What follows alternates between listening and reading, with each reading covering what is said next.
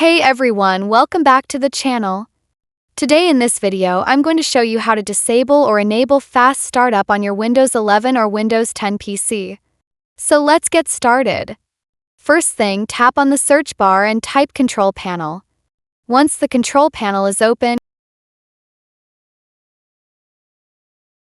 click on Hardware and Sound.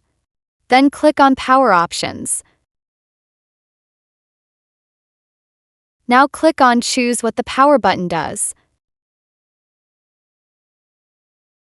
Here you'll see an option called Turn on Fast Startup, but sometimes it's not clickable.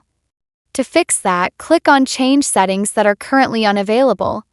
After that, the Turn on Fast Startup option will become active.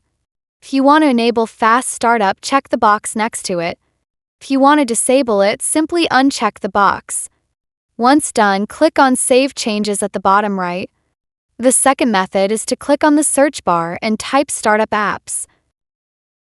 Once you find the Startup Apps option, click on it. Now you'll see a list of apps like App Installer, Copier, Google Chrome, Intel Manager, and others.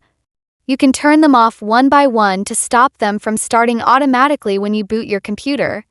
After turning them off, all the startup apps will be disabled. If you found this video helpful, don't forget to like and subscribe to the channel. Thanks for watching and have a nice day. Bye.